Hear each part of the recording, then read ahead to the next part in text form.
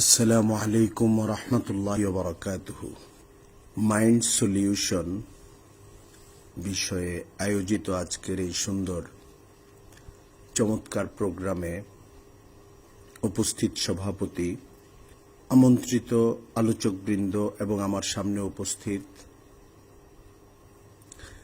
Audience হিসেবে যারা রয়েছেন, সুধীজন, জ্ঞানীজন এবং তারুণ্যদীপ্ত শ্রোতা ও দর্শক, আজকের বিষয়ে আমাদের জীবন গঠন এবং জীবন এগিয়ে নিয়ে যাওয়ার জন্য অত্যন্ত গুরুত্বপূর্ণ। এ ধরনের বিষয় নিয়ে দ্বীনি মজলিসগুলোতে ঠিক এই শিরোনামে কথা কম হয়। আধুনিক পৃথিবীতে মানুষের মানসিক স্বাস্থ্য, উদ্দীপনা, প্রেরণা এবং হতাশাগ্রস্ততা থেকে মুক্তির জন্য নানা রকম আয়োজন তারা করে থাকেন কাউন্সিলিং এর নামে, মোটিভেশনের নামে। আমরা আজকে যে কথাগুলো এখানে অল্প কয়েকটি কথা বলতে পারি। ইসলাম আমাদেরকে সুন্দর একটি জীবন এবং জীবন ব্যবস্থা দিয়েছে এবং কোরআনে করিম, হাদিস শরীফ এবং ইসলামী জীবনের মধ্যে মানুষের প্রশান্তিপূর্ণ জীবন, স্থিরতা, দৃঢ়তা এবং সংকট ও দুঃখের সময়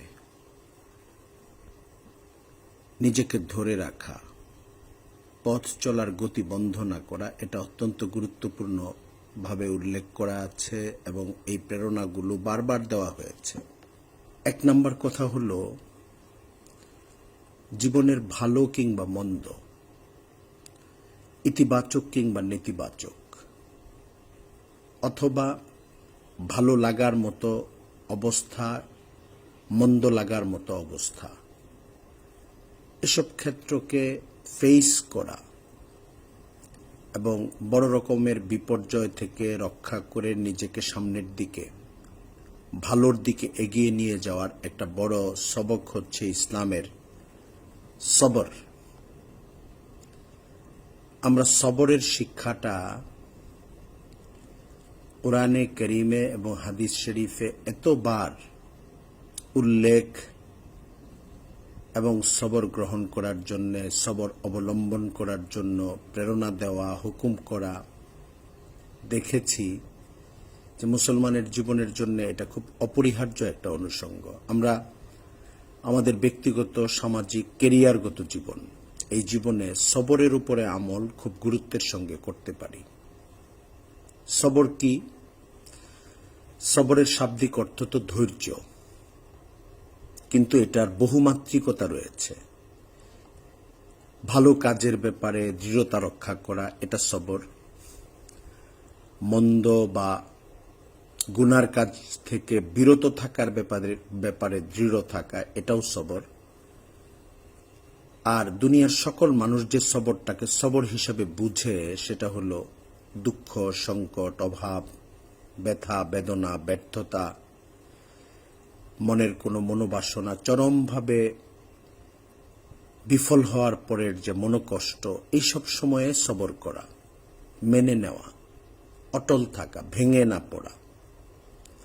ইসলাম এই সবরের কথা বারবার বলেছে এবং হযরত রাসূল করিম সাল্লাল্লাহু আলাইহি ওয়াসাল্লামের জীবনে, মক্কার জীবন, মদিনার জীবন, উভয় ক্ষেত্রেই খুব জটিল, কষ্টদায়ক, পীড়াদায়ক, সরাসরি শারীরিকভাবে আহত হওয়া, পরিস্থিতি প্রতিকূলে চলে যাওয়া, এমন ঘটনা এসেছে।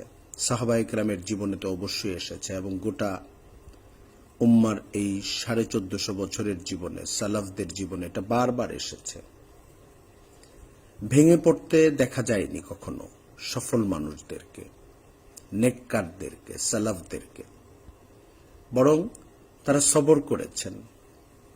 সবর করার ক্ষেত্রে দুইটা টার্গেট তারা মাথায় রাখেন সাধারণত।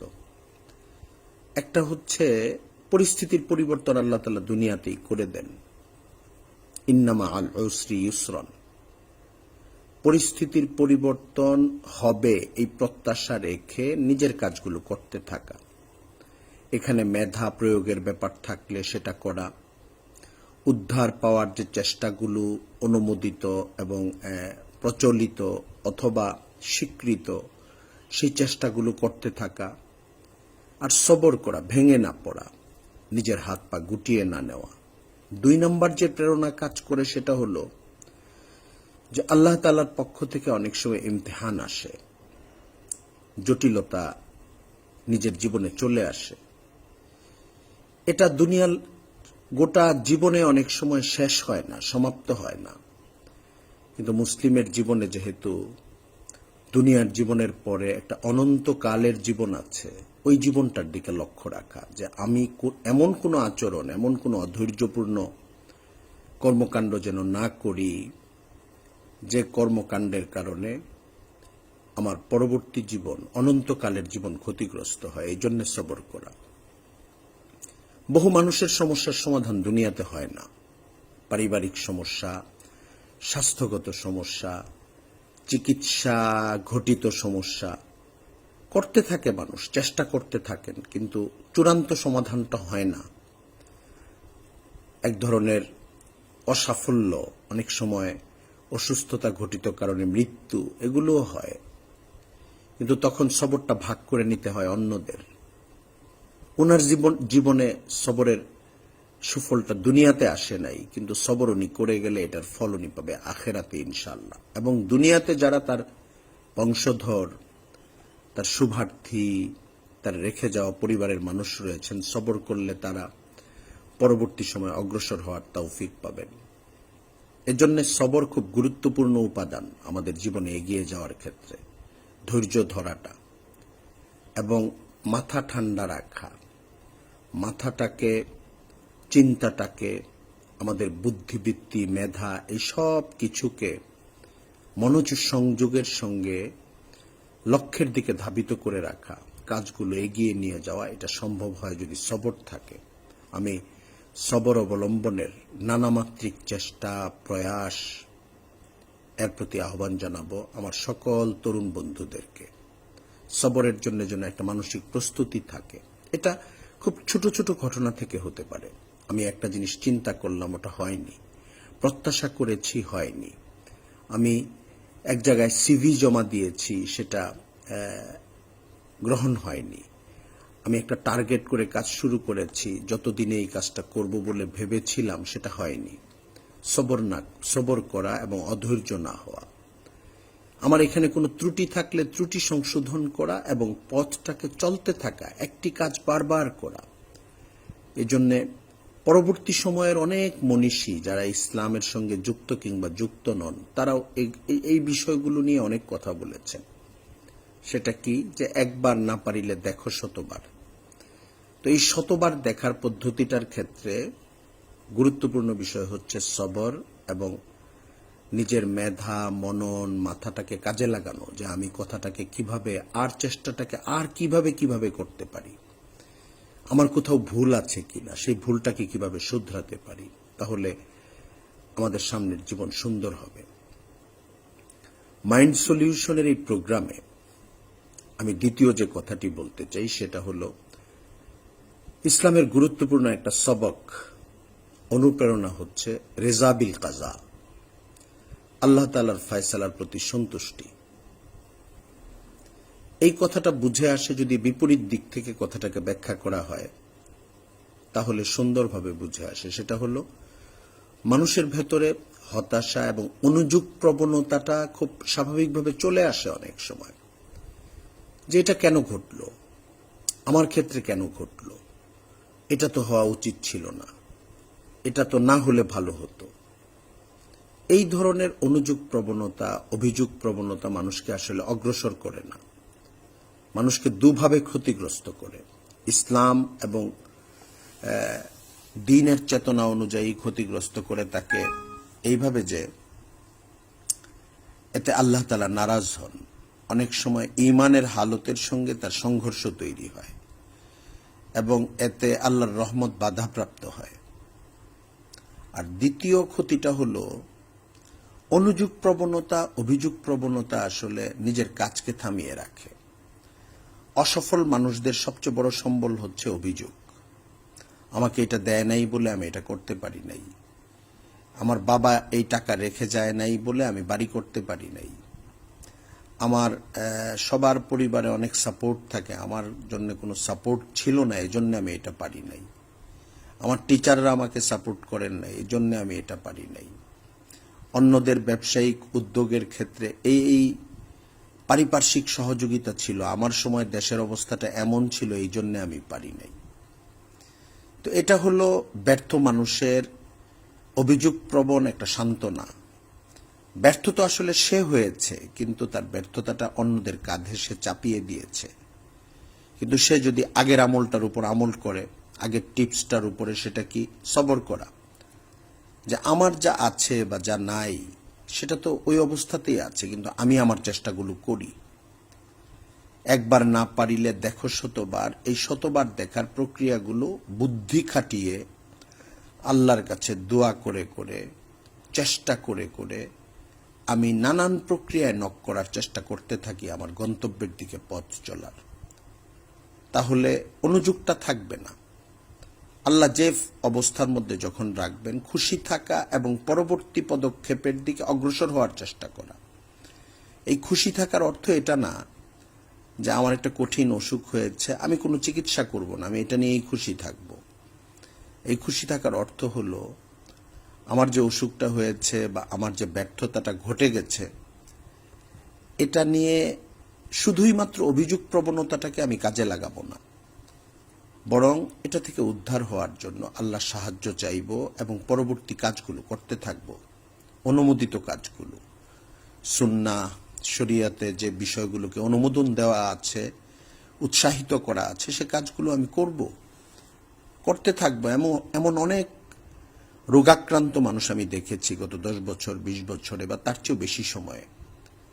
হাসপাতালের বেডে তাকে দেখে মনে হয়েছে হয়তো উনি আর অল্প কিছুদিন থাকবেন, কিন্তু ধৈর্যের সঙ্গে তিনি চিকিৎসা করে গিয়েছেন, দোয়া করেছেন, সাদাকা করেছেন, তার পরিবারের লোকেরাও নেক আমলগুলো করে গেছেন। আমি দেখেছি সেই মানুষটা এখনো সুস্থ। আমি 20 বছর আগে একজন তরুণ বন্ধু আমার, তাকে দেখেছি হাসপাতালের বেডে স্পাইনাল কর্ডের জটিল রোগে শুয়ে আছেন, মেরুদণ্ডের হাড় পচে যাবে বা এই টাইপের একটা সমস্যা। আমাদেরও মনে হয়েছে দূর থেকে, সান্ত্বনা দিয়েছি তাকে, কিন্তু দূর থেকে মনে হয় তিনি টিকবেন না। কিন্তু সেই মানুষ এখন কর্মজীবী মানুষ, সন্তানদেরকে নিয়ে ভালো আছেন। তার জীবনে ওই সময়ে যতটুকু সহায় সম্বল ছিল তার চেয়ে ভালো সহায় সম্বল আছে, এবং ওই সময় ওই মানুষটা মোটামুটি মানের দিনদার ছিলেন না। মুসলিম পরিবারের ছিলেন তো অবশ্যই, কিন্তু পরবর্তীতে তার জীবনে হজ, ওমরা, তাবলিগের চিল্লা লাগানো, দিন ইংরেজি শিক্ষিত মানুষ সবই এসেছে। আমি তো তার ফায়দা দেখেছি। কিছু কষ্ট, কিছু চিকিৎসার ধারাবাহিকতা তার চলেছে, কিন্তু আমি আপনাকে বলছি যে ওই সময় তার বাচ্চাগুলো খুব ছোট ছিল, 3 বছর, 2 বছর, 5 বছর এই বয়সী বাচ্চা ছিল। এখন তার ছেলে মেয়েদের বিয়ের সময় হয়ে গেছে। মানুষটা বেঁচে আছে এবং কর্মক্ষম, আগের চেয়ে তার উপার্জন বেড়েছে, আল্লাহর কাছে দোয়া করেছে, দিনের দিকে ধাবিত হয়েছে, রেজাবিল কাজা তার মধ্যে ছিল, আর সবর ছিল। আর 3 নম্বর যে কথাটা আমি আমার বন্ধুদেরকে বলতে চাই সেটা হলো শরীয়তের নেক আমলের কিছু ইম্প্যাক্ট আছে। আলা বিদিক্রিল্লাহি তাতমাইন্নুল কুলুব, কালামে পাকে আল্লাহ তাআলা ইরশাদ করেছেন যে আল্লাহর জিকিরের দ্বারা মানুষের কলব প্রশান্ত হয়, দিল প্রশান্ত হয়। যখনই আমার ভেতরে অস্থিরতা আসবে, ব্যর্থতা ঘটিত হোক, মানসিক অন্য কোনো যন্ত্রণার কারণে হোক, অস্থিরতার অনেক উপলক্ষ থাকতে পারে, আমি তেলাওয়াতের আশ্রয় নিতে পারি। যদি আমি এতটাই অবস্থান আমার এমন হয় যে কোরআন শরীফ দেখে দেখে তেলাওয়াত করতে পারি না, মুখস্থ তেলাওয়াতও নাই, তো এটা শেখার চেষ্টা করা। আর তাৎক্ষণিকভাবে যেটা করতে পারি সেটা হলো ছোট্ট ছোট্ট জিকির ইয়াদ করে রাখা। সুবহানাল্লাহ, আলহামদুলিল্লাহ, আল্লাহু আকবার, তাসবিহে ফাতিমি, তাছাড়া লা ইলাহা ইল্লা আনতা সুবহানাকা ইন্নী কুনতু মিনাজ জালিমিন, দুআয়ে ইউনুস, দুরূদ শরীফ, আল্লাহুম্মা সাল্লি আলা সাইয়্যিদিনা ওয়া নাবিয়্যিনা ওয়া মাওলানা মুহাম্মদ ওয়া আলা আলিহি ওয়া আসহাবিহি ওয়া বারিক ওয়া সাল্লিম, সাল্লাল্লাহু আলান নবিয়্যি ওয়া সাল্লাম, সাল্লাল্লাহু আলাইহি ওয়া সাল্লাম। এই আমলগুলো করা। ইস্তিগফার, আস্তাগফিরুল্লাহাল্লাযী লা ইলাহা ইল্লা হুয়াল হাইয়ুল কাইয়্যুম ওয়া আতুবু ইলাইহি, আস্তাগফিরুল্লাহ রাব্বি মিন কুল্লি যামবিন ওয়া আতুবু ইলাইক। অথবা ছোট শুধু আস্তাগফিরুল্লাহ। এই আমলগুলো করতে থাকা, এগুলো মানুষের মনকে প্রশান্ত করে, আল্লাহর দরবারে সওয়াব বাড়ায়। সবর সওয়াবের কারণ হয়, রেজাবিল কাজা সওয়াবের কারণ হয়, রহমতের কারণ হয়। এবং শেষে আমি যে কথাগুলো বললাম, তেলাওয়াত, তাসবিহাত, দুরূদ শরীফ, জিকির, এগুলো সওয়াবের কারণ হয়, রহমতের কারণ হয়, মানসিক প্রশান্তির কারণ হয়। আমি আবারও আমার বন্ধুদের কাছে অনুরোধ করব, 3টা টিপস, 3টা বিষয় আমি আপনাদের কাছে পেশ করলাম। আমাদের মনকে উন্নত করা, যে মন আসলে আমাদের জীবনকে প্রভাবিত করে। মাইন্ড সলিউশন বা মন মানসিকতার উন্নয়ন বা প্রশান্তি আনয়নের এই প্রয়াসগুলো আসলে কেন? এই জন্যে যে আমাদের মনের অস্থিরতা আমাদের জীবনকে প্রভাবিত করে। হতাশা, আচ্ছন্নতা, এবং এই হতাশা, আচ্ছন্নতা, এগুলো চূড়ান্ত পর্যায়ে মানুষকে আত্মহত্যামুখী করে তোলে। কিন্তু আত্মহত্যার আগে আর অনেকগুলো স্টেপ বা ধাপ আছে। মানুষকে কর্মবিমুখ করে তোলে, অসামাজিক করে তোলে, ইবাদত এবং ইতিবাচক কাজ থেকে বিরত করে রাখে। তো এর কোনোটাই তো আসলে ঠিক না। এখান থেকে বাঁচতে হলে সবরের উপরে আমল করা, রেজা বিল কাজা, আল্লাহর পক্ষ থেকে যা আসে আমি খুশি আছি, এটার উপরে আমল করা, আর নেক আমল, কিছু তেলাওয়াত, জিকির, তাসবিহাত, এগুলোর উপর আমল করা। এগুলো এমন না যে শুধু মন খারাপ রাখলেই আমি তাসবিহাত পাঠ করব, স্বাভাবিকভাবেই করতে থাকবো, এটার বরকত পেতে থাকবো ইনশাল্লাহ। কিন্তু বিশেষভাবে আমার যখন মন খারাপ থাকবে অথবা আমি জীবনগতভাবে ব্যর্থতা অনুভব করব, মনে হবে যে এখন কি করি, এখন কি করি, তখন তার জন্য করার বিষয় এগুলোই তো। তেলাওয়াত করবে, চোখের পানি ভিজিয়ে, মনটাকে ভিজিয়ে সে তেলাওয়াত করতে থাকবে, জিকির করতে থাকবে, তাসবিহ পড়তে থাকবে, সে নেক কাজ করতে থাকবে এবং তাসবিহে ফাতিমি পড়তে থাকবে, দোয়া ইউনুস পড়তে থাকবে। অস্থিরতার সঙ্গে না, শান্তভাবে পড়বে। ইস্তেগফার দিয়ে শুরু করতে পারে সে, আস্তাগফিরুল্লাহ দিয়ে শুরু করতে পারে। একটু পর বেশ কিছুক্ষণ ইস্তেগফার পড়ে তারপরে দুরূদ শরীফ পড়তে পারে, কালিমা শরীফ পড়তে পারে, লা ইলাহা ইল্লাল্লাহু মুহাম্মাদুর রাসূলুল্লাহ। বারবার লা ইলাহা ইল্লাল্লাহ, মাঝে মাঝে মুহাম্মাদুর রাসূলুল্লাহ।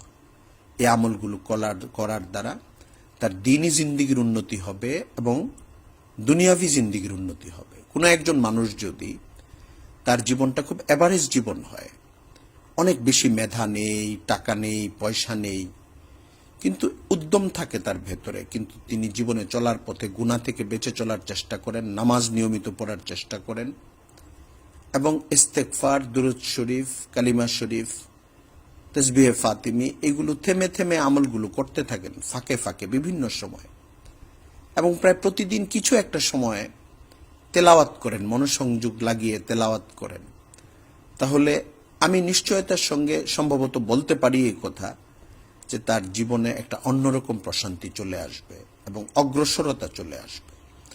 আমি আবারও বলছি, সশরীরে উপস্থিত থাকতে পারলে আমার কাছে অনেক ভালো লাগতো, অনেক আমি নিজেও উপকৃত হতাম আপনাদের সঙ্গে মত বিনিময় করে, কিন্তু আমি সশরীরে উপস্থিত হতে পারলাম না।